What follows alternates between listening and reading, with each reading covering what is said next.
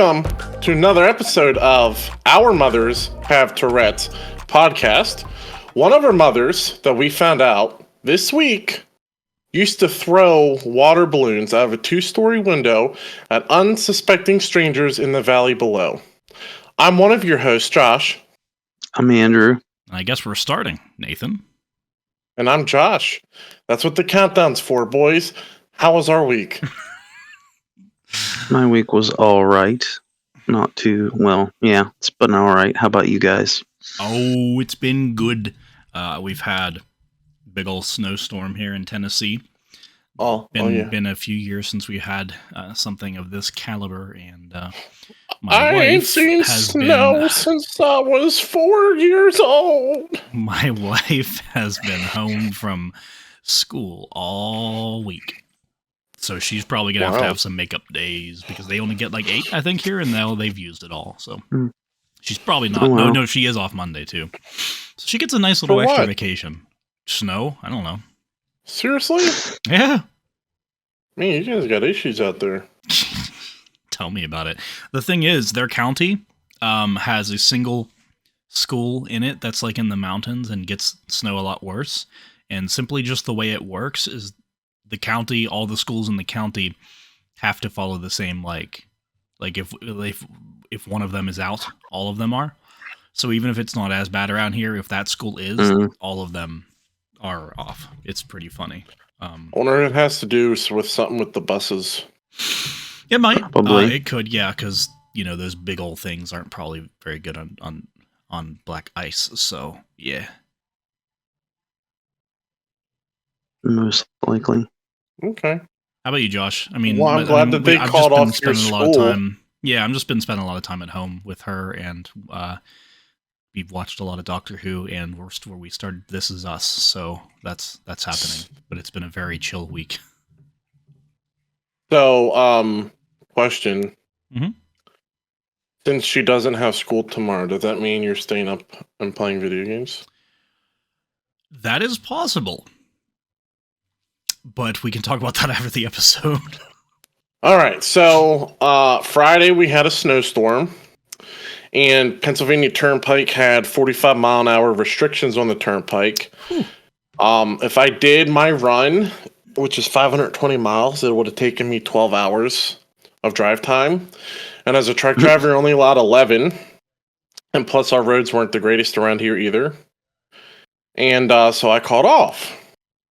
Well, they called me an hour later asking me if I would drive to another part of the state to work. And so it was a little weird. They were kind of offended. I said no. Yesterday, we went to a monster truck show in Baltimore, Maryland. Interesting. How long was that drive? 8 of us. It was an hour. We live an hour from Baltimore, 2 hours from DC. Interesting. Yeah, it was amazing. I would go again in a heartbeat. Do you live in Amish County? Amish country? No. That's like half an hour from us. Oh, it's not. You're close enough. You're pretty much close. Yeah. I live in the middle between the state capital, Baltimore, Amish country, and Gettysburg. And Hershey. So it's a busy area here. Very nice. But monster trucks are awesome. Super loud. They're amazing. They're so loud that when they turn the engines on and they're driving, like I got almost as far away from them as we could so the noise wouldn't be too loud for the kids. Yeah. And their engines are so loud that you could feel like your chest vibrating. And it was so cool. Loved it. Sounds cool. That's not really my thing, but I'm glad you enjoyed it. You say that now, but dude, if you went to an event, they had a 12,000-pound monster truck do a backflip. That's pretty cool, but I'd probably be on my phone. Nah, you wouldn't enjoy it. I mean, I was on my phone taking recordings. Oh, there's that. But we got to meet the drivers and take pictures up close to the trucks and get their autographs. So it was cool. Very nice. Do you have pictures of you with them? I've got videos and pictures. Yeah, I got it all. Send them to me. I'll put them in this episode. Right? Yeah. Bam. little pause there so we can do a little video montage. So it was great. I'm now a monster truck fan, so if I can start following it, I would. I never knew how cool they were until you went to an actual show, and you get to see the pieces breaking off of them, and one of them broke down. It snapped the transmission right in the middle of the stadium, so they had to get this gigantic wheel loader to tow it off. And they put a brand new transmission in the truck in 40 minutes, and it came back out to finish the show. I was like, wow. holy crap, you take your car to a shop, and it takes them a whole week to change your transmission in a car. The 40 minutes, it was cool. And then one of them, as we were leaving, because like we saw the guy who we wanted to win, because his final score was so high that nobody else could beat him. Mm-hmm. Because he was the one that did the backflip. And then I watched like some dude he almost got a 10. Like they do a scale 1 through 10, and he got like a 9.8, and he was already 1 point ahead of second place. So yeah, but more people broke down, but it was good. It was really good. I would go again. It might not be your cup of tea. I think you would enjoy it though, but it was beautiful. I'm more interested in the midget wrestling. No. I'd go see monster trucks before I saw midget wrestling. I've learned that the 3DS camera is like the perfect kind of camera for taking photos of liminal spaces. So it's kind of fantastic. Would you like to explain why? No. Okay. I took a bunch of... It's just crappy and old, but it looks like it's trying. Sounds like my mother. Yeah. Oh, wow. Okay, hold up. She listens to this, Josh.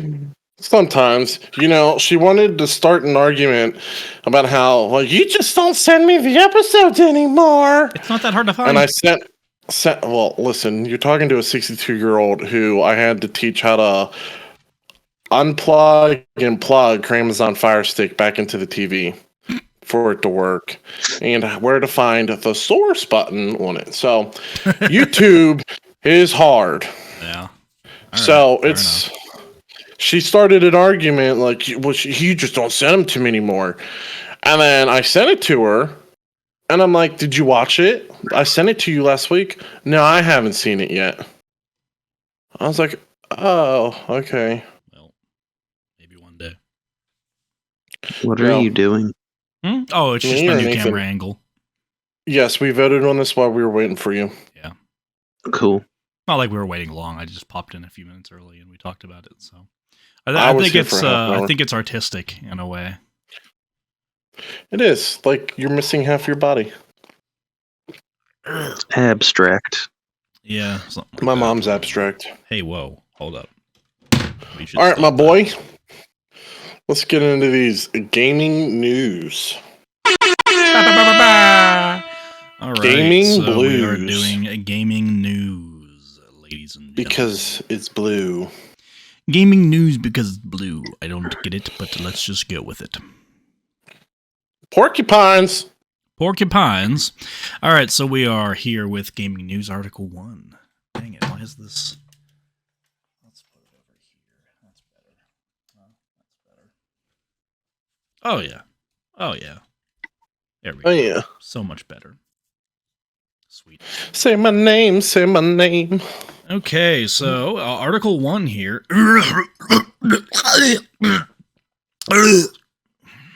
Red Dead Redemption 2 mod gives Arthur Morgan an army of cats. Meow. Article 2. No. So, I mean, lots of games have mods, and you can do crazy stuff with them, like make Skyrim dragons like Thomas the Tank Engine. And that's terrifying, by the way. Being able to fight alongside an army of cats, I'm not going to lie, sounds very noble. It sounds like the kind of thing you should be doing in a game like Red Dead Redemption 2. So I think this should have been in the game from the beginning. However, it looks like that game isn't very well known. My cat is behind my monitor right now. The game isn't, I don't think, very well known for its modding scene, but they definitely have mods for it. And that is one of them. I don't really have a lot to say on this. I don't know. But your dude gets an army of cats. Going with the modding thing, have you seen the video of that new horrifying game coming out? Uh-oh. Where it's you see a giraffe and then he turns around and the giraffe turns into like a two-headed spider and just like runs up a cliff. I'm pretty sure my cat just pulled out my webcam. Do we have anything that we want to add to the army of cats? Not at all. You have a button that turns off USB. So is it like an adapter that gives you more USB ports? Yes, it is a little USB strip. I'm taking a picture of it now, and there's little power buttons for each single. I think I used to have one. Is it good? Because I'm in desperate need of. The one I have is I like it a lot. I would pay somebody to come cable manage my computer. Cable management is not fun. I understand. But I sent that in the group and chat. I have like one USB port free out of like the 12 or so. Holy crap. You need cable management. Oh yeah, no, it's terrible. Don't look at it. All right, episode 2 of My Mom Has Tourette's. What are these what's this medicine? What? Don't look at that. You sent it to me in a picture. Shut up. I didn't prep the scene first. Epic Games Store leak. Okay. Epic Games Store leak suggests subscriptions are on the way. That doesn't sound great. So basically, there is some kind of leak. I don't know who these guys are that leak this stuff, but someone apparently leaked that Epic Games is preparing some sort of subscription service on the platform. I swear, why are you going back there now? Why is this cat doing this? And I don't want to not turn off my dang webcam again. So many types of things have subscription services these days, which really sucks, in my opinion. Mm-hmm. And it looks like they are in one of the many companies who are heading toward that sort of thing. I swear. Nice. Well, that would suck if they did that because, Epic Games is the one that just gave us a bunch of games during Christmas time for free.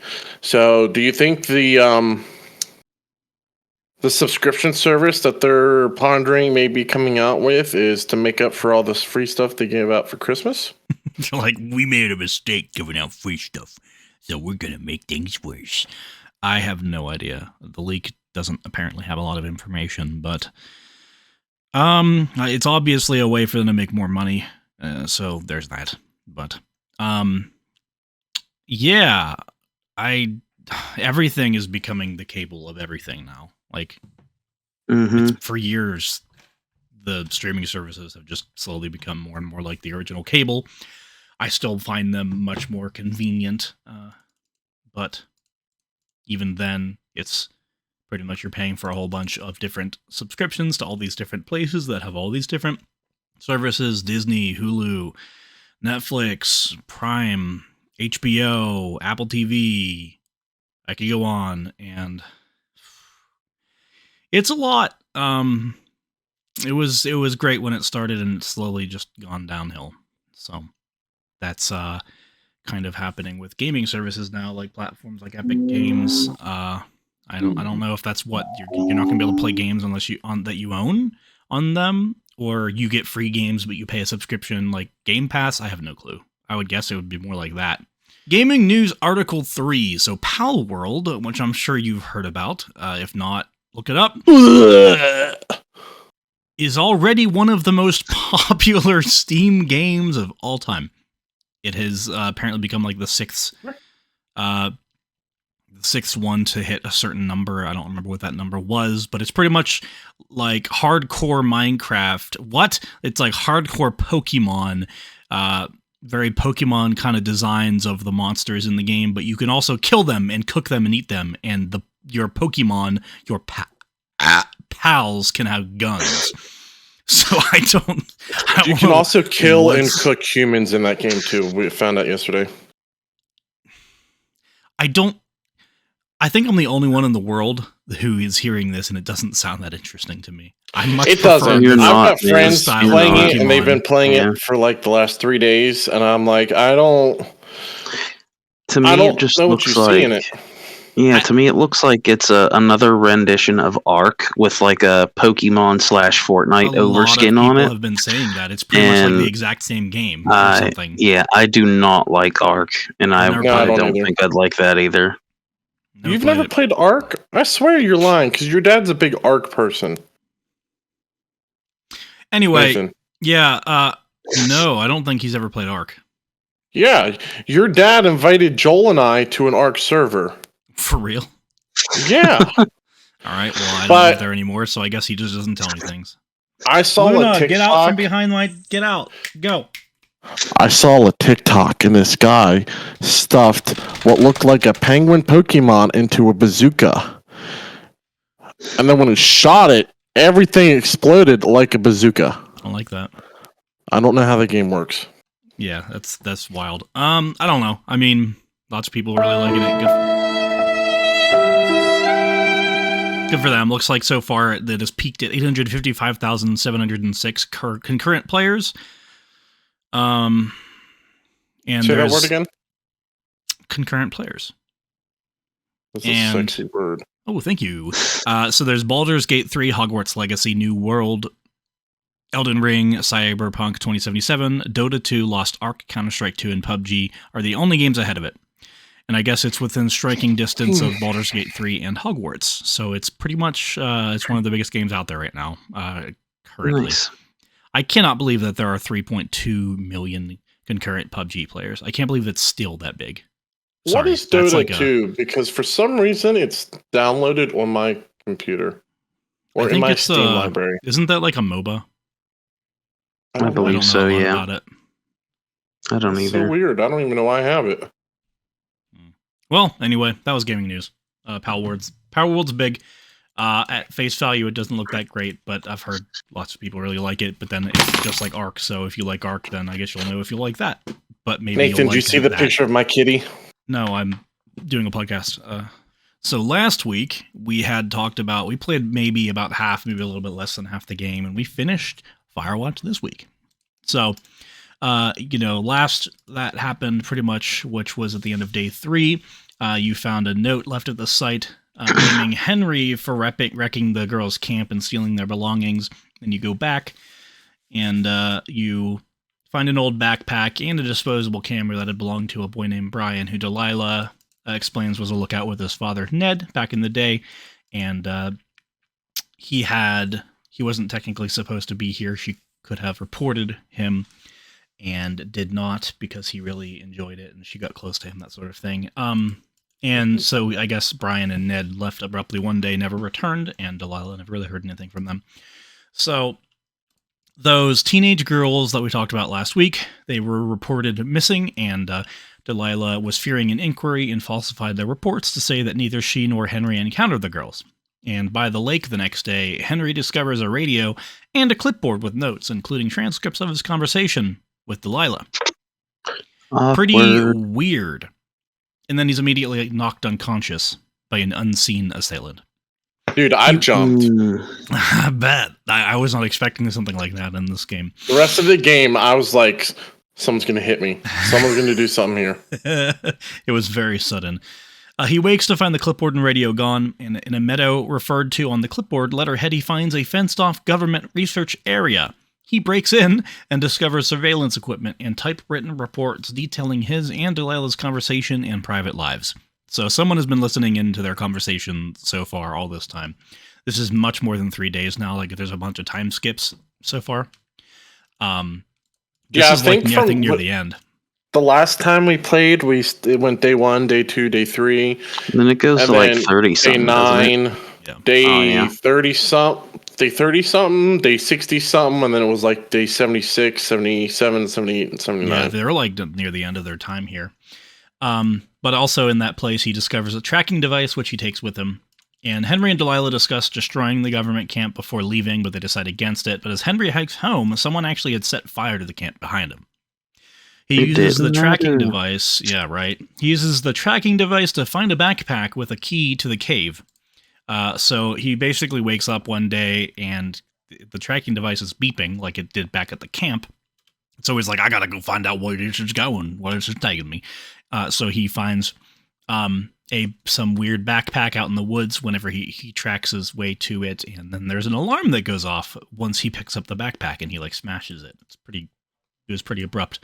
But it has a key to that. There's a cave and a locked off portion in the cave, and now he can go in there. So Delilah reports right after that a figure in Henry's tower. But when Henry arrives, he finds a Walkman taped to the door with an incriminating recording of Henry and Delilah's discussion about destroying the government camp. So now it seems like someone destroyed the camp and is threatening to blame them for it. Setup. Yep. It's not great. When Henry enters the cave, someone locks the gate behind him. So he unlocks it, goes in, and then someone slams it shut, locks it. He escapes through another exit and discovers Brian's old hiding spot. The kid, Brian, was here with his father as a lookout, and he had an old hiding spot. So I guess it's where he went to escape his father when he tried to teach him how to climb. And then Henry finds some old, basically metal poles or metal large metal nails. I forget what they call them, but they're basically hiking equipment where you can... Yeah, they're called pinions. They're like stakes you put into cracked rocks and more solid ground.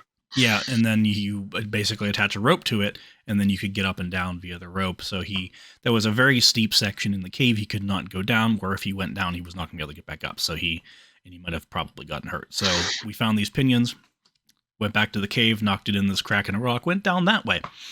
And he goes deeper into the cave using that climbing equipment and that was left at Brian's camp, and he discovers at the bottom of a very, very steep shale incline or whatever in the cave, Brian's decomposed body at the bottom of the cavern. And so he ends up leaving.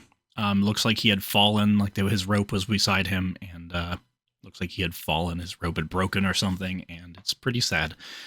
So Delilah is pretty upset by the news and blames her for allowing Brian to stay rather than reporting that he was here, because Firewatch people are not supposed to bring an extra person, that sort of thing. And he was also a kid just running around through the woods, it was dangerous.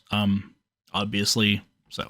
And so the next day, which this recap didn't explain this, but there was some big fire. Oh no, it did. There was another fire that had appeared a little bit before this, and you and Delilah are talking, chilling. You end up naming the fire, and because I guess that's just what Firewatch people did. You're muted.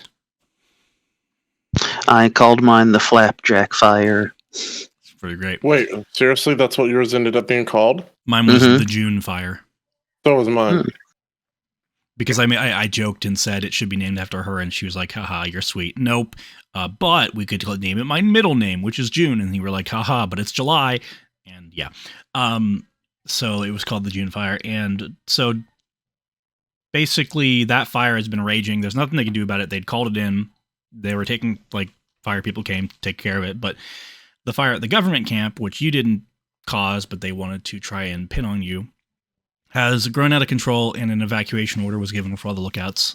So that fire was merging with the June or the Flapjack Fire, and that's not great. And so there was an evacuation order, and Henry's preparing to leave, and then the tracking device begins beeping again. So he follows the signal and discovers a tape with a recording from Ned. This was Brian's father. Ned claims that in the tape that Brian's death was an accident, and that the boy fell due to climbing inexperience. Unwilling to return to society after Brian's death, Ned admits he has been living in secret in the wilderness ever since. So Henry finds Ned's camp along with items stolen from the government camp, the lookout towers, and the teenage girls, who Delilah confirms have been found safe. So the girls were found somewhere else. They left the place. They got arrested. Yeah, they got arrested for driving some dude's tractor or something like that. Yeah. And yeah. The government camp, I guess, that was there was simply studying wildlife, and Ned had been using its radio equipment to ensure that no one was looking for him, and to create transcripts to scare Henry away. Delilah blames Ned for Brian's death and leaves on the helicopter, telling Henry to return to his wife. He goes to her tower, where the rescue helicopter is waiting for him, and he and Delilah say their goodbyes via radio. So, yeah, there's that. That's the game. It was pretty cool. I enjoyed it a lot. I really think that it was a fun experience. It was very, very pretty. Just in general, the environment and walking through those woods and just becoming accustomed to them, to where you don't always have to use your map, which is always fun. And I enjoyed it. We're going to talk about, the latter half of the game, and then we're going to be giving our ratings of the episode. Or not, well, I've been calling it episode with Alan Wake, but it's not an episode now, so the latter half of the game. But what'd you boys think? I thought, as a game, it's not often that you can do what's the word I'm looking for? You can do the daring thing by being boring and normal. What I mean by that is, like, this game set itself up most of the time for, like, there's going to be this huge conspiracy, who knows who this mystery person is, and it was all explained away in very grounded reality. There really wasn't some big overarching, like, huge conspiracy that they were leading you to believe.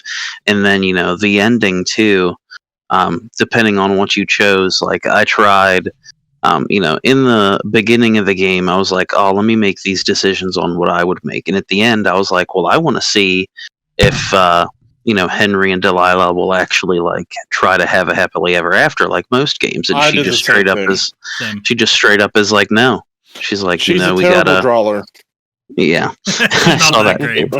I took that picture. But, that was, yeah. But, did you say you had a pencil so mustache, or did you say something else? Because I said that because I thought it was funny. And no, I had a thick beard. I had a my thick drawing beard had a too. pencil. It was a pencil thin mustache, and so I didn't have a beard. It was just like 2 lines. Dope. See, I like stuff like that because Nice. it's a very minimal story aspect. But, like, I like that they made multiple different drawings for the end of the game depending on what you chose there, and she, like, drew him. I like that a lot. Yeah. That is really cool. Because it's silly, it's unnecessary, but it just adds to it, I think. Because you guys had a very minorly different experience than me, just because of decisions made. But no, I agree. I think it's kind of. We talked about this last week, but I think that the writing was very realistic, and I think it was very well done. I think she was dealing with. She thinks she basically got Brian killed, and she was dealing. She was mourning him because she thought that they left. She had no clue that he died and Ned had been living here all this time. And so she's like, it seemed like up to this point that she was interested in Henry more than just like as like a friend, because they've gotten really, really close because they talk all the time. Like she says she talks to him more than any of the other lookouts, and that she seems legitimately interested in pursuing some form of relationship with him. But then later on, like at the very end, right before they get evacuated for this terrible news about this kid that she really cared for and was close with, and then like left one day, and then he had not. He died there, and she put all the blame on herself and did not want to. I mean, I can't really get into the mind, like everyone's different, but the way that she handled it, she was like not interested in meeting Henry after that, just at least at that time, because she was going through that. She specifically said, I don't. Like, she said that she was going to leave because you were trying to get to her lookout. The helicopter was there, and she was like, I'm going to go. They're here. They said they're going to circle around and come back for you. And you had an option to be like, okay, you can go, or you ask her to wait. And I asked her to wait because I wanted to meet her, that sort of thing. Because I thought, after all this time, you could at least meet her before you guys leave. And she's like very reticent to do so, but then she does. And she said she's going to stay. You don't talk again until you get to the lookout. You get across the gorge with that little trolley thing. There's like I don't remember what they called it. Cable car. Thank you, cable car. And you pull yourself across. You get to her lookout, and she's gone.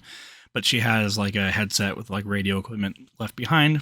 And you talk with her, and she decided to leave. But she had said before, like, she doesn't want to meet him and then just sit there in a dead boy's shadow.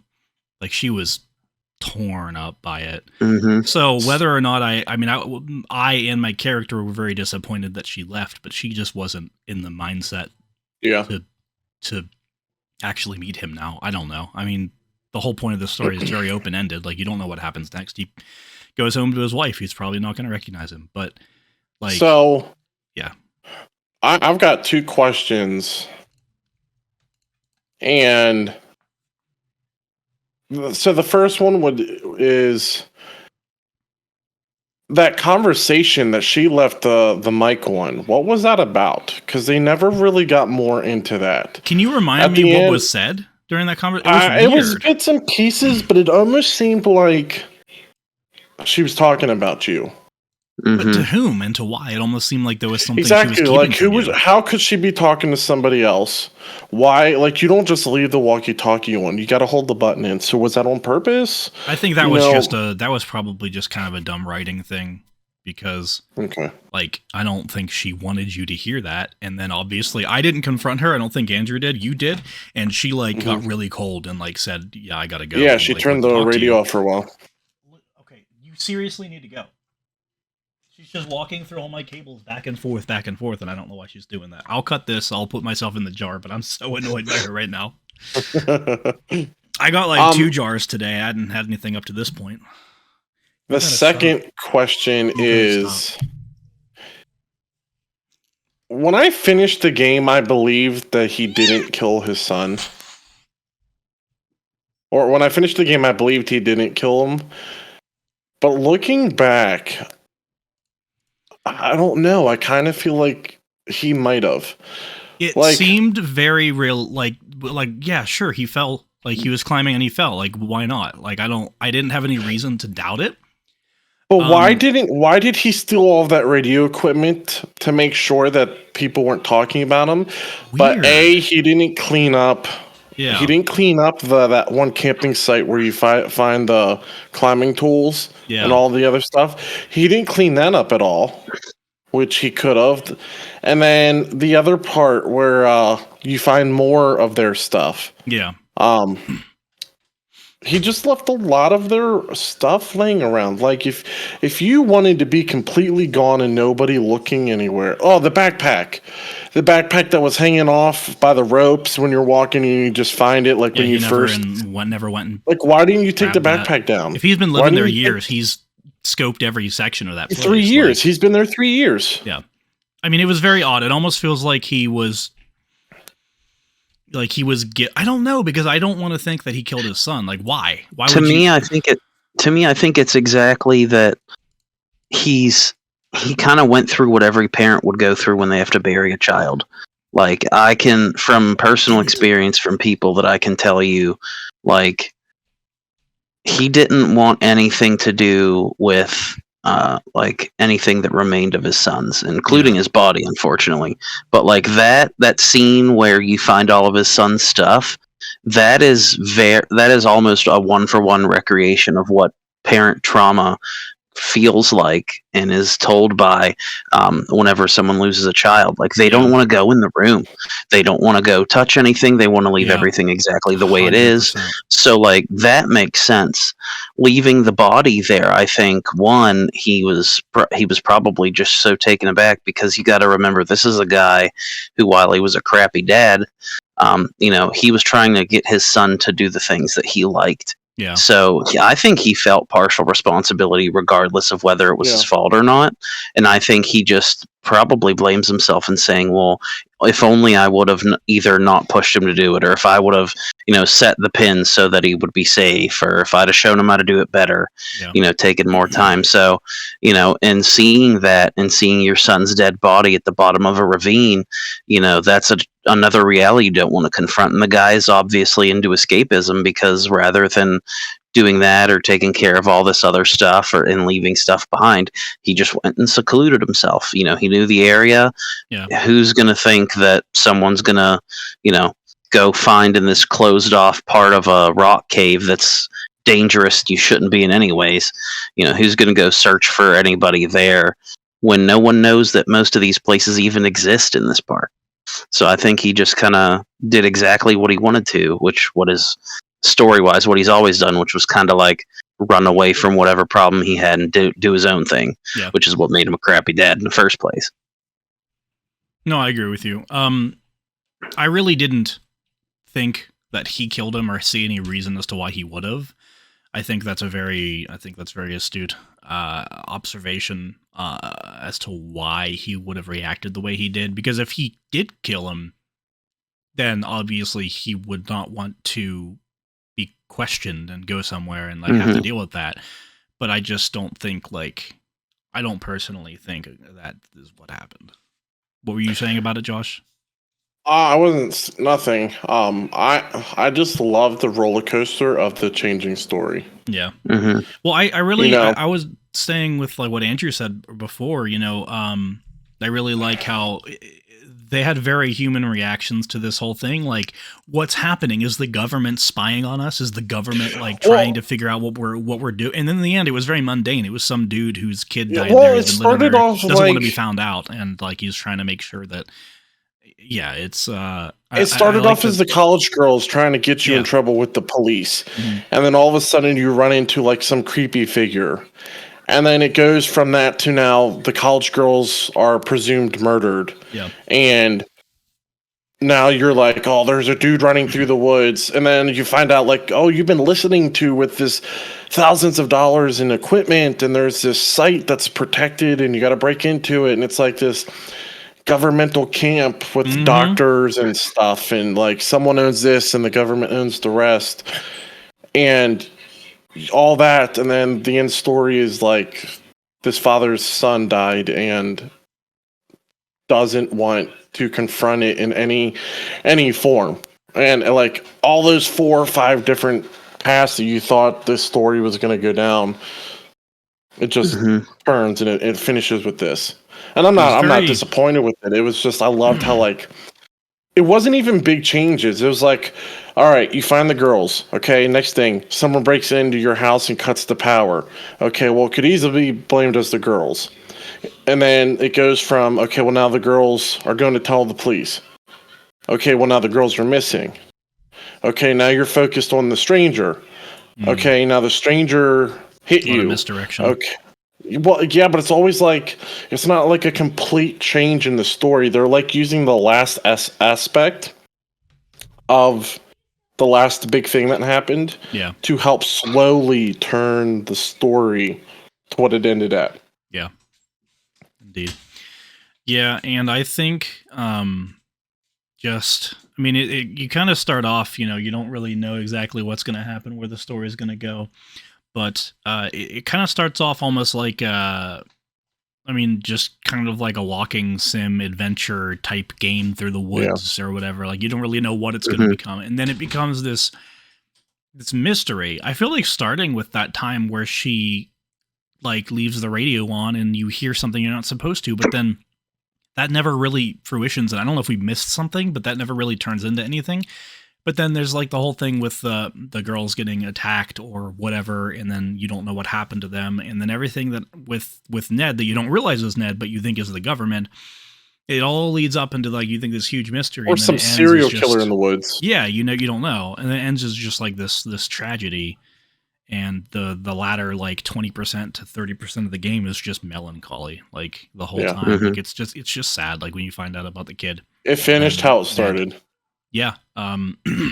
Yeah. No, for sure. Just in a different way, I guess, because you start off with that whole story about your wife, and it's very. I guess it really doesn't feel like an adventure game, or like some fun little thing. Like it's very heavy from the beginning. Just go. Let me get through my notes real quick. Yeah. Oh, I actually had a couple notes. I had like 3 I wrote down. So. Do you want to read yours?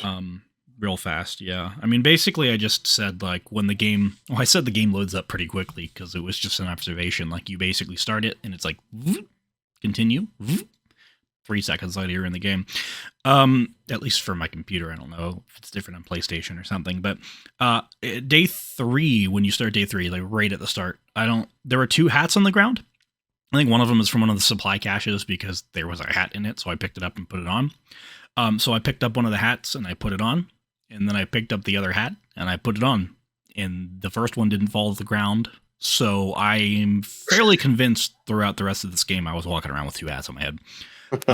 Awesome. And then over by the camp, like the old scout camp where the controlled burn fellas were supposed to be, but had left. Right beside, but not on the campfire there, but like close to the campfire, I found an invisible campfire that you can just keep stomping out. Like, where it Yeah, shows me up. You found too. that I'm glad too? you mentioned that. Yeah, I was so surprised because it was like the other campfire was like visibly like 4 or 5 feet apart from it, Something and I like was that. like, I like went back and forth a couple times. I was like, this is weird. Yeah, I think that There's- initially that they planned on having like those guys like had left their fire burning or something, and so they or some developer, one of the developers were going to put in that little cutscene state somewhere where you enter, you go to a certain, like your character enters a certain part of the world, and then it lets you do a certain action. Just like when you go to climb up something, the character, like those prompts for you to do the action don't show up until you're in a specific spot. So it looks like they had put that in there, which is invisible until your character's walking into it, but probably like the fire wasn't lit. So it seems like that's something that they just discarded, but then never removed that from the game. Which I just found that very amusing. I love finding little things like that. Like There was a lot of little glitches like that. the movement was rough. Sometimes When you get the axe and you cut the tree down, the second tree you come to, you got to cut down. When you hit space for him to hop onto, I was holding W because I wasn't real sure if it did it by itself or you hold W. Because like some of the logs that you just walk onto, you just hold W because you're walking on them. This log, you got to hit space for him to actually get on it. So I was holding W, and it was weird. He like went up to the log and then just started like walking in reverse away from the log. So then I had to like stop, walk up to it, and I just hit space.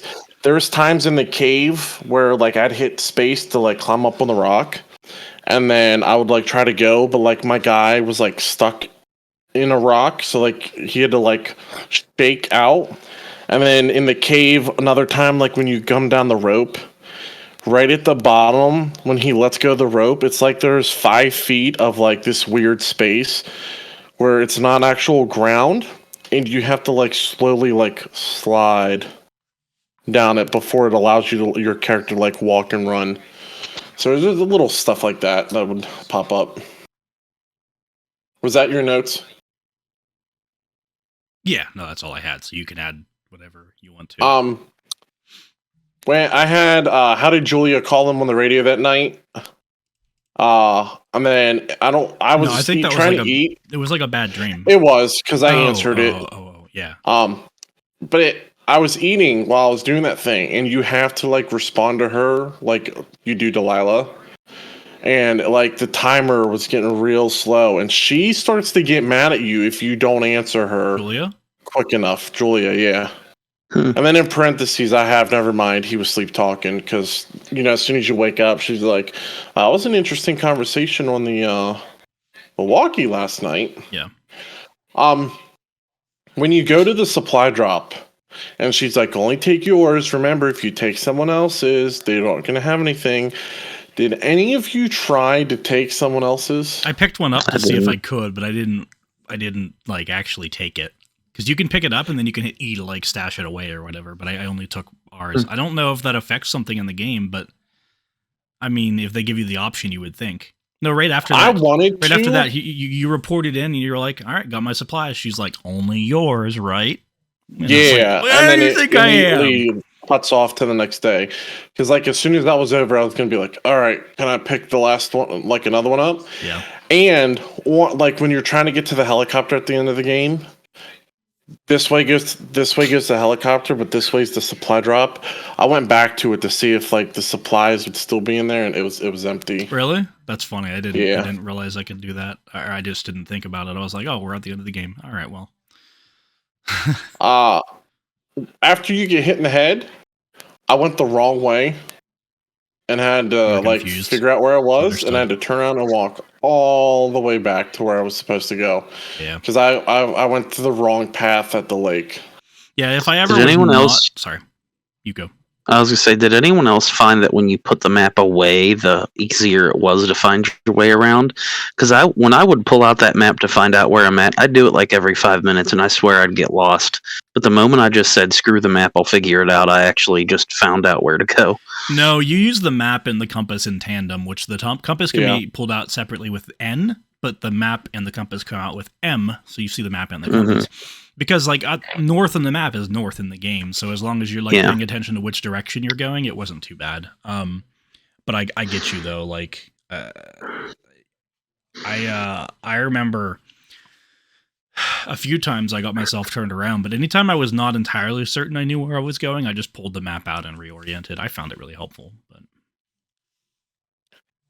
I like maps. Some more notes I have. I put that I knew the kid was dead from the beginning because there's a part.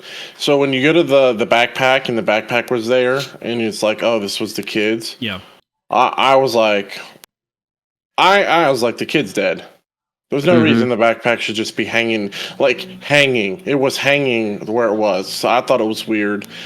But later on in the game, you see a cliff and there's like cut ropes dangling off the edge. And I thought That's right maybe by it, that's I where think. it would have happened, where he died. But then when you go into the cave, you look down, you can see a shoe down there. Mhm. Yeah. And I was like, That oh, was, yeah, I was like, well, he's dead. but I think that's right before you find out if the girls were okay, which I think was intentional. No, you find out think the it- girls were okay in a field. Before you You're- found that, Yeah, because Really? you're walking in the field, and then she goes, oh, by the way, those girls, oh, they found them. They were drunk, and they stole a farmer's tractor or something and got arrested. okay, gotcha. And then you go, I think it's right before you walk into the cave. I thought maybe that was almost like misdirection, thinking one of them fell down there or something like that. I don't know. I had to laugh because we all did different things with the boombox. And when you find the dad's hideout, he makes a point that goes, oh, well, that's where the girl's boombox went. Yeah, and I yeah. said, LOL, Nathan's boombox disappeared because the dude stole it. That's my guess. Because you can just like turn it off, or you can throw it in the water. And I threw it Yeah. in the water, and Delilah was like, "You probably shouldn't have done that." Well, But he still used it for some. so I grabbed it and I took it up to the tower. I know the game just obviously wasn't meant to like you bring items back and they stay with you when it's like goes to a Yeah. new day. It's like those things are gone. But I like the thought that Ned came by and just took it back. He's like, "I want this. You don't need it." My last note is Delilah stole the pork pond sign. Okay, I saw that. I don't know if she stole it or if like I mean it's very I she's think been she there a stole while. it. That's a pretty funny thought. She said they kept Because getting you find stolen. the snowmobiles and you're like, well, I'm at this like little water, but I wouldn't call it a pond. And Oh. she goes, I know where you're at because you report that there's a sign missing. Like, that's pork She pond. goes, yeah, that's pork pond. And they keep stealing the sign. And he's like, why? Because it's pork pond. And she goes, come on, you gotta admit, that's kind of funny. And you Yeah, just see it hanging and- above her window. Yeah, it was in her lookout at the end. Well, my thought was sure funny, haha, she stole it, but like my thought was she kept it, like held on to it because it was stolen multiple times, and when they went to put it up last, she took it herself because and didn't report that it was stolen. So technically, she would have stolen it, but like my thought was she knows it's just going to be stolen by some hiker anyway, so she might as well hold on to it, and we just don't need a sign there. You know what I'm thinking? What? You have so like when you're getting ready to leave the forest fires, you're like you actually have to pick up what you want to take with you.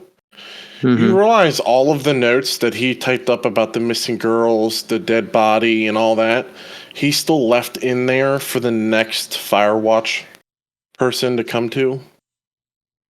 If the thing doesn't burn down. Yeah. Yeah, no, So, I just walked out the door. I hadn't taken anything. I was just like, I don't think this Yeah, probably doesn't even yeah, matter. I was looking at stuff. I took the picture of me and Julia and yeah. everything. I guess I should have If done it's- that, but I was If like, it's at store, I took it and put it. I was like, this 'cause I thing's didn't know beeping. I gotta the- go find out where I'm going. Yeah. So that's it for my notes. Are we ready to rate the game? I'm down. I'm game. All right, as usual, final game rating 1 through 10. We do it on graphics, gameplay, story, replayability, cost versus value. We'll add them up and do an average score, and then we have the overall feeling. In order is Nathan, Andrew, and then me. So, Nathan, what is your rating for the graphics? I would give it a solid 9. I really enjoyed the aesthetics of it in general. Everything like was beautiful. Like you were in the woods, and I mean, I think the setting, like if this was set in a city with the same graphics, I might be saying less. I just really enjoyed the actual setting of the game. I would give it a solid 9. Like I said, it was just beautiful, and I really liked how the lighting, depending on the time of the day, really just changed how everything looked. Like it was very like it was getting sundown, and everything was just this like beautiful shade of sundown. And yeah, I mean, I don't know how much more I have to add to it. It wasn't like the most cutting edge graphics, but the actual like what they went for was done very, very well. Andrew? My opinion. Yeah, I gave mine an 8 for the same reason. They chose one sort of aesthetic. They stuck with it. They did it extremely well. Outside of probably the normal, usual, like looking off into the distance, you might be able to see like a pixel off or something. I think they just did a really good job. Oh, yeah, I gave it the same exact. I gave it an 8. There was some little goofy textures and stuff here and there that they tried to do, but other than that, it was awesome graphics wise.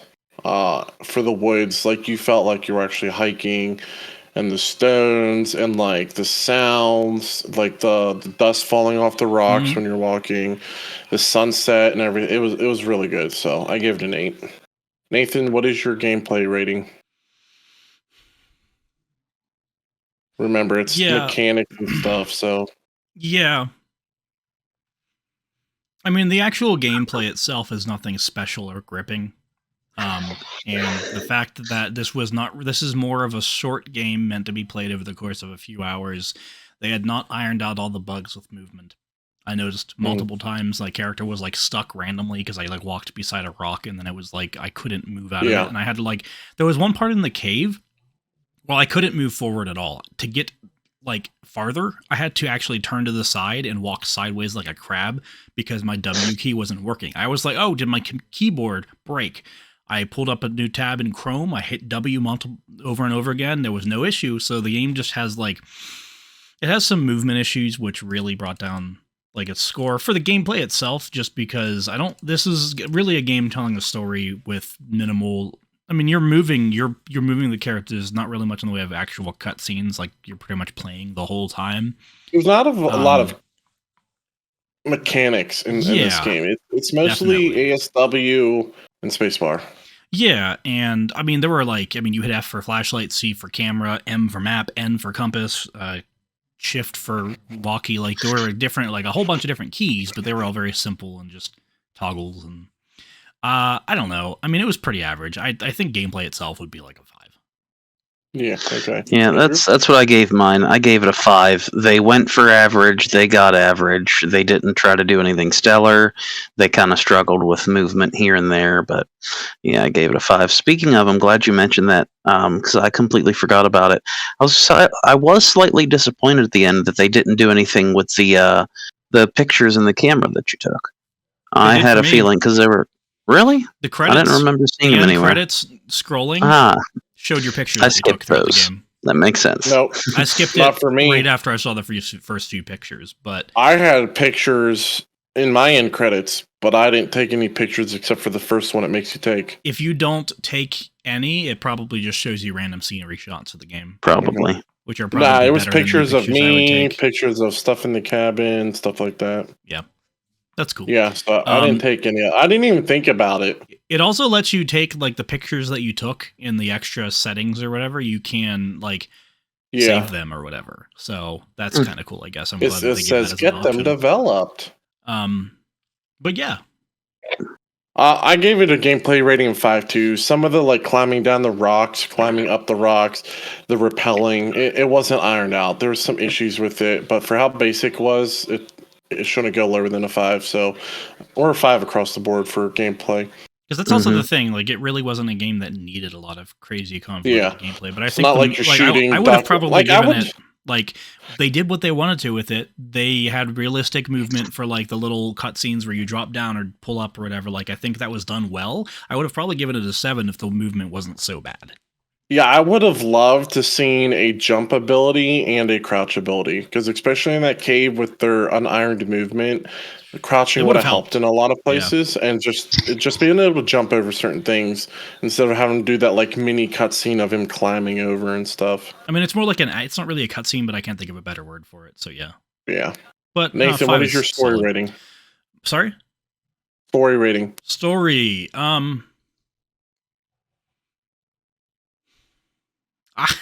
I really enjoyed it. I think it was very poignant.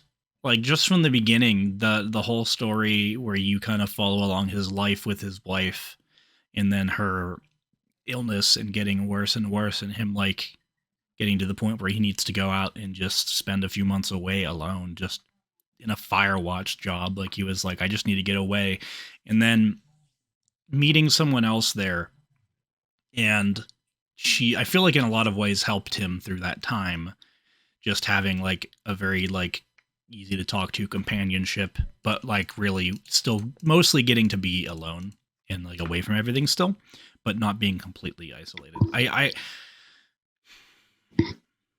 don't know. There's very few things I get tens to. I'm gonna say the story was a 9. I don't think it was Here we like go. absolutely perfect, but I really enjoyed Andrew. everything about it.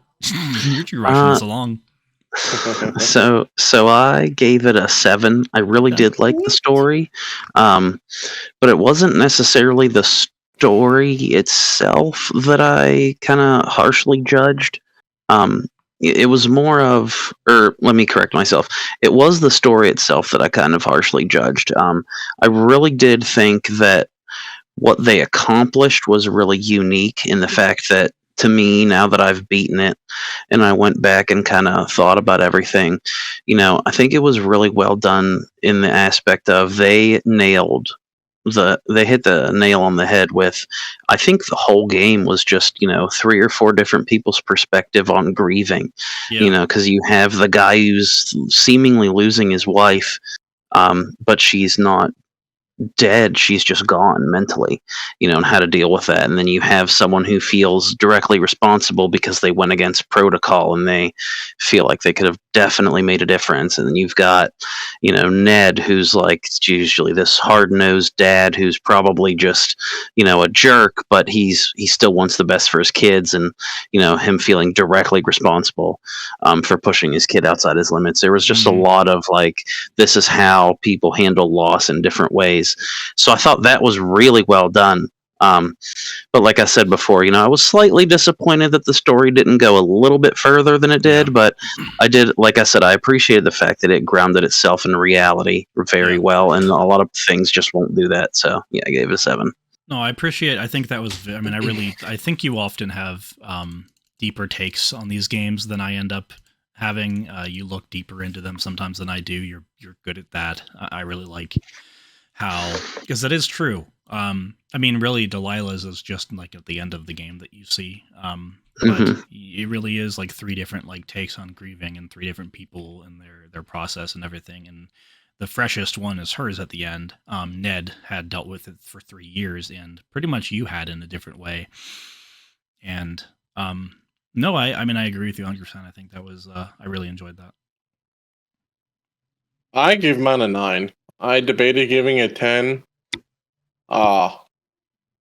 Every reason I gave it a 9 is the reason I didn't give it a 10, because I want to see, for the perfect rating in the story, everything that this game had, I want to see exactly again, but in a much more expansive way.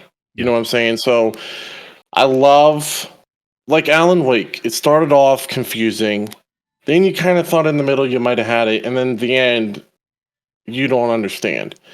This one, you're like mentally, the story's changing every couple days, and it's not like this crackpot theory or anything. It's literally like you're watching a nonfiction show, and it's the story just keeps changing, and it's changing in a very believable, non-outlandish way.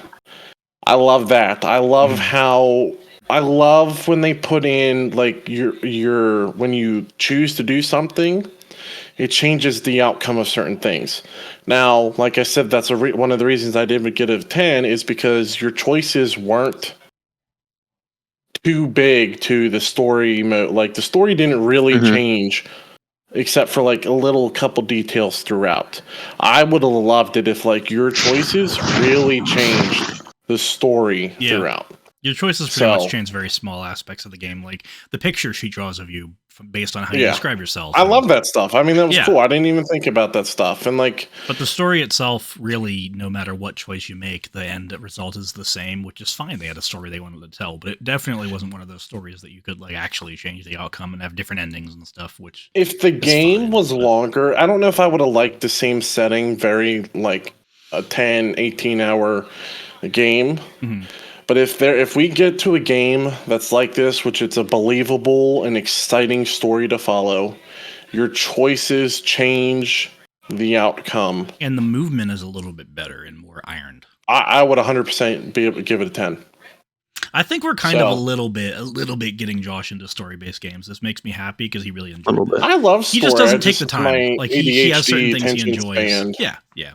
You have certain things you enjoy, very little time to do it, so you go with them. You don't really seek them out as much, which is cool because, like, I think this puts us out of our comfort zones. I would have never looked at Firewatch and be like, "Ooh, I'm gonna play this," but because it was picked, it was $2, and now I'm like, this is probably going to be our highest rated game on the podcast. Probably, I feel like. We'll see. But, Nathan, what is your replayability score? I mean, I ended the game. It was pretty short. We always talk about replayability, meaning how Nathan much had 4.4 hours. I had 4.2. Yeah, given by what Steam said at least. But I mean, it pretty much is like, so it's 4 to 5 hour game. And we've talked about replayability just being like how much would you want to go back into playing versus how much, which I think is pretty much the best way to look at it. So like how much, like if you wanted to play this game again one day. And I immediately finished the game, looked at the extra settings, and saw that there was like a version where you can play through the game again, but with commentary from the developers. And my first thought was, that's awesome. I kind of want to do that. So obviously I enjoyed it enough to play it again. And it doesn't really take so long that would be so difficult.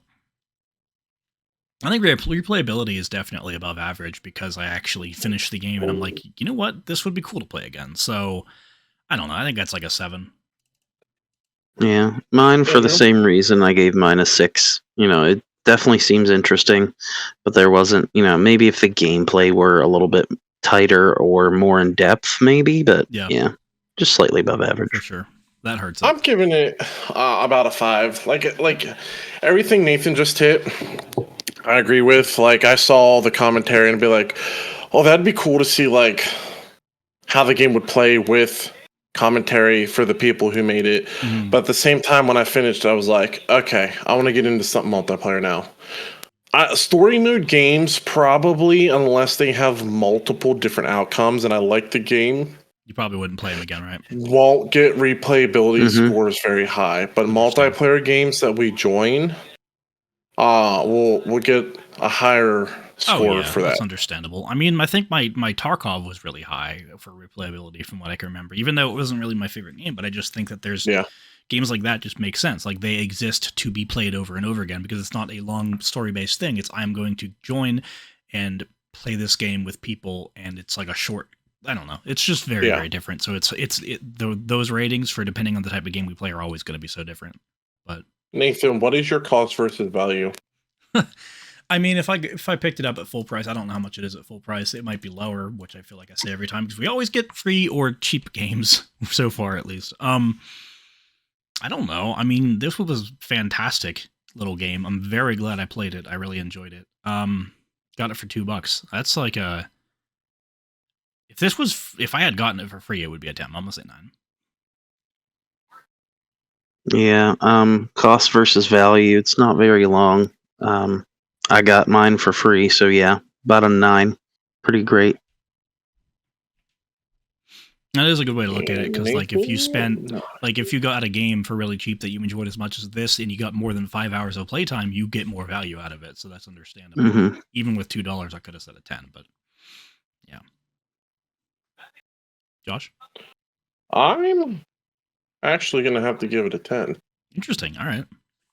because it was I don't blame you. $2. I don't blame you. It was awesome. Yeah. I loved And it. the cost is super cheap. Like, other than free, $2 is really not a whole lot. For those watching, we got it on sale, so it's probably not $2 anymore, but still. It may. You'd have to look when you see this. And the value, I got great value. It was an amazing story for how short the game was. Yeah. And it was enough of a story and an enjoyment that, like, I was telling my wife about it. Like, hey, I should put this on your computer because you might enjoy it. So I think it was good enough to be a 10 for cost versus value. Good stuff. All right. So how I felt about the game overall. The average score. The average first. That's fine. Is Nathan with the 7.8, Andrew with the 7.2, and me with the 7.4. Interesting. I guess that. So this is that definitely 5 for the gameplay highest really brought it down. rated. Yeah. Because, like, I don't think the Highest. gameplay brings it down enough that, I mean, if I had a number for the game, this is, I think, just how I feel about the game overall, which is what we're doing now. And then we compare our average. I would give it a 9. Yeah. My gameplay and my replayability brought it down, but Yeah. I mean, this is definitely the highest rated game that we've had. So, Nathan, overall feeling 9. 9. Andrew? Yeah, it's an 8 for mine. It was good. Oh, I was going to say the same thing. I'm going to go with an 8. Hmm. I think the gameplay issues and getting stuck and all that was enough that bring it down from not being perfect, but it was a really good game.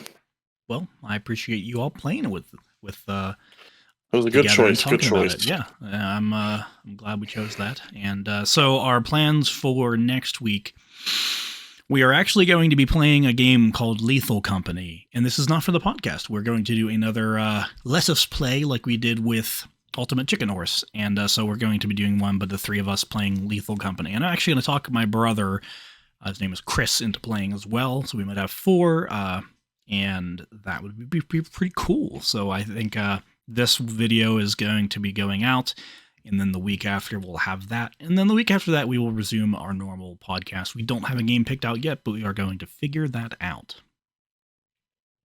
Yes, we are. And now it is time for the fantasy draft.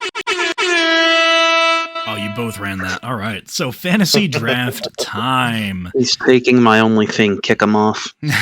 Yeah, Josh, you're out. We're going to The find a Dice new host. World. I think I'm going to get my cat's going to jump in. Luna's going to be our co-host. Your cat causes as much problems as I do, so good luck. Thank you. Well, then it won't be that much. It'll be pretty similar. I think the podcast will move on. So we are doing the fantasy draft, and I am your drafter today, and our draftee are Andrew Miller. I'm going to cut out. I want to beep out the last name. And Josh. I don't know why I said your last name. And me. And so I promise I'm not on drugs. We are going to. So let's He's say struggling. what you can grow a full luscious mane, a full luscious beard. All of it's filled. There's nothing patchy. It's all just glorious, wonderful. Josh already can. I don't know if you choose to not grow out the mustache or you can't. That's fine. Either way, you can. Wow. You can shave like normal. Like everything, mine's super patchy. Mine's weird. Mine's like patchy the pirate. But you can. However, you don't grow hair. You grow vegetable. What comes out of your face, your mustache, your beard, is a vegetable. Now, I know that's like, okay, what does that mean? How am I going to grow like a watermelon as a fruit? A cabbage out of, well, okay, like imagine you took cabbage and you diced it up into like long strips. That's what's coming out of your face. And so what vegetable, if you had this happen to you, would be the best? Whether or not you could use it, or it would be like the less, maybe like you don't want asparagus because you don't like the smell of asparagus, or you don't want it making your pee smell. You don't get a little bit in you sometimes on accident. Like, what? Come on. What do you think? What do you think would be the best 100%. vegetable? Andrew's looking up a list of vegetables right now because he hates vegetables. I hate vegetables. I don't need a list of them. I But know is there them a single intuitively. vegetable you like the taste of? We can't talk about that. Who's going first? It'd be me, Andrew, Nathan, Andrew, me. All right. Is it edible? Yeah, it's So, completely like, edible. There's number nothing like two, your yeah. skin isn't Cut like. it, Yeah, and you then can use use it. this in like this.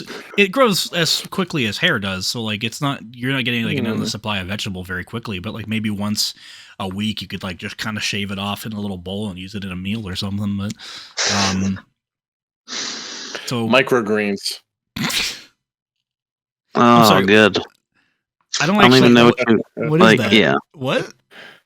Here, I'll send you a What picture. are That doesn't sound like a vegetable. It sounds like it's a bunch of vegetables. No, you said vegetables. Yeah, but it sounds like it's like a bunch of different kinds. You get one kind. No, microgreens is like it's a vegetable.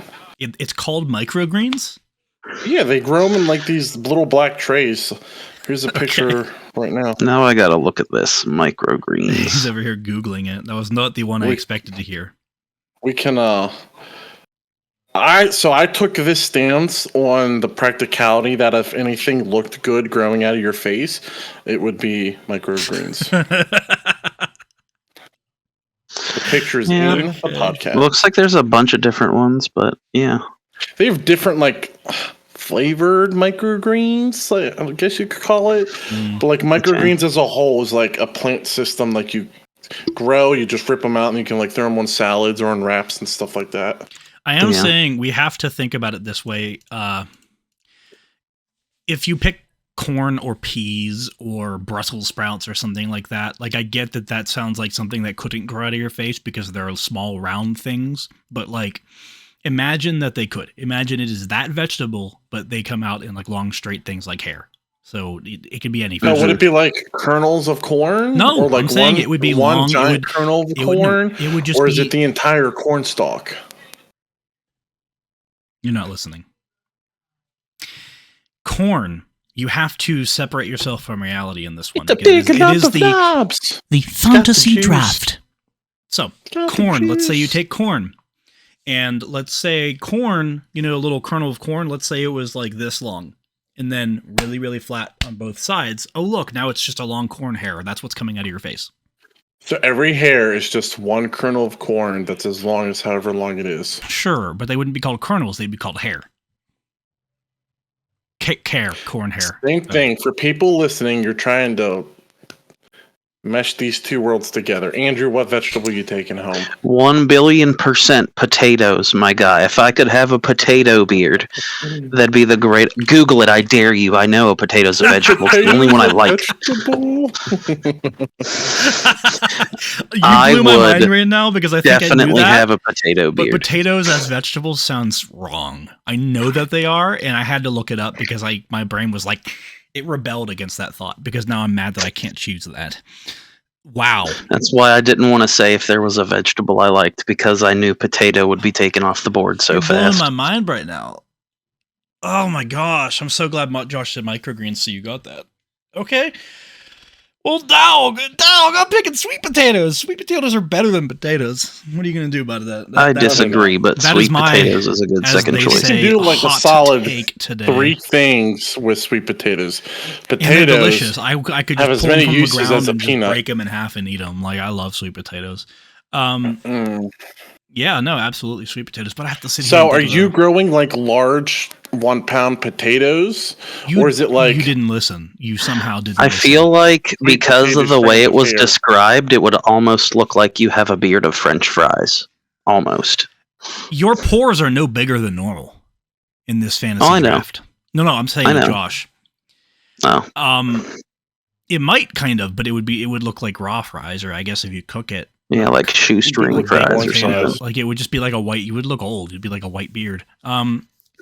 So Josh, Mm. I would look like a ginger, I guess, but it's just like imagine that you had like I get Like it you now. shredded It's a the same potato. size as.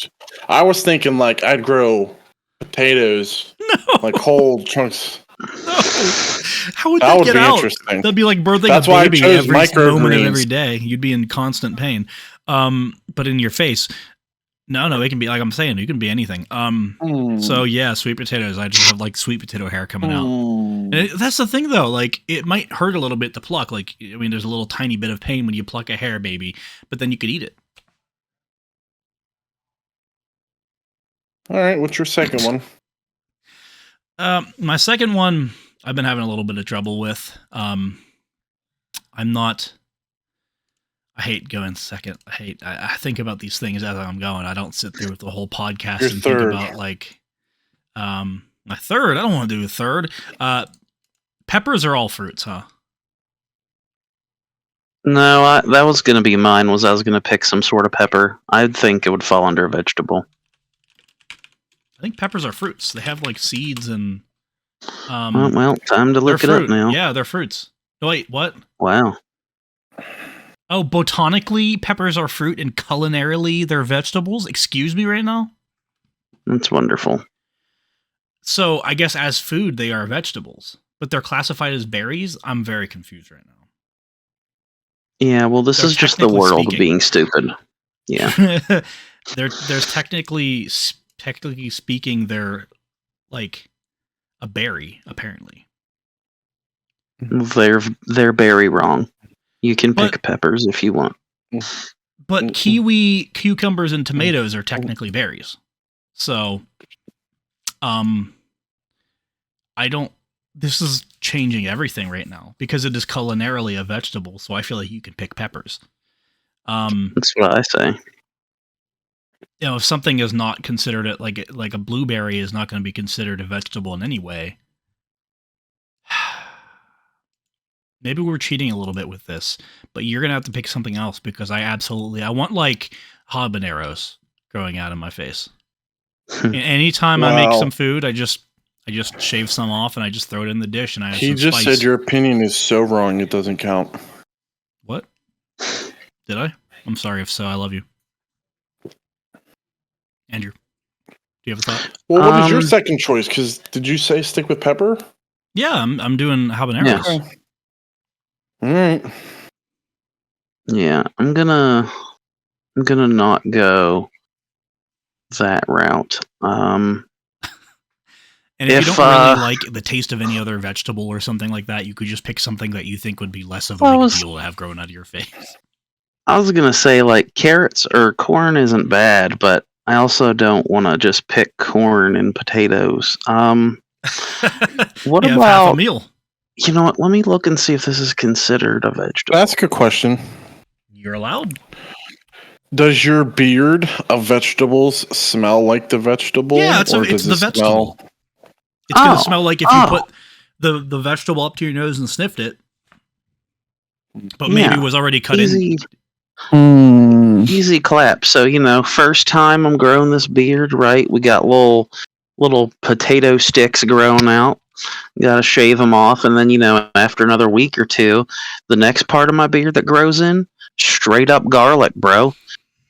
Shave that off. Make some dope mashed potatoes That's a or good something with idea. freshly made garlic and potatoes. Grown locally. Hmm Josh looks like a monster. He's very white. Josh is the whitest kid I know. Oh. My choice. I'm fighting demons here. Yeah? Are you?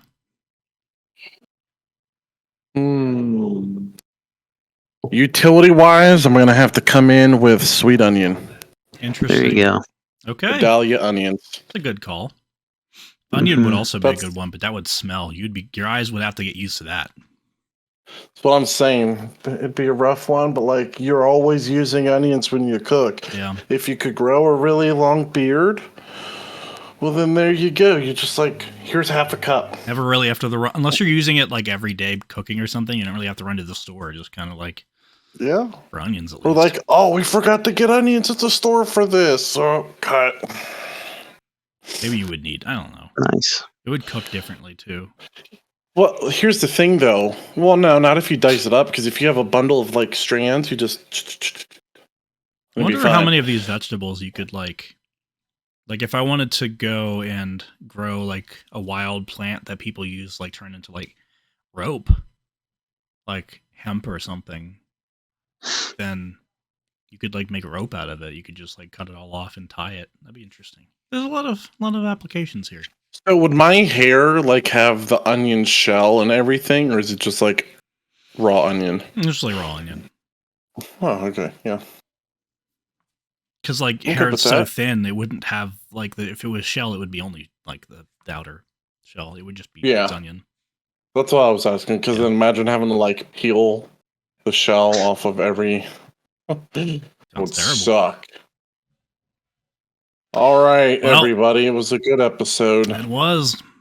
I don't think we're ever going to say it was a bad. I mean, I don't know. We've had some special. This episode was trash. Rate us a 5 anyway. Yeah, if you give us. Leviosa.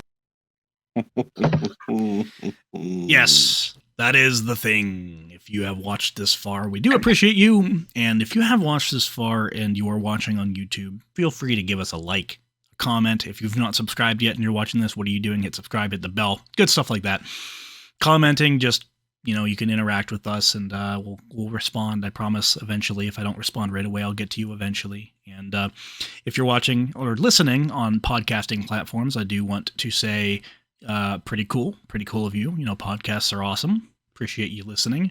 And if you can give us a rating on whatever you're listening to us on, it will help us and help us in search results, help other people find the podcast. And eventually maybe we'll have 50 subscribers instead of 42. Whoa.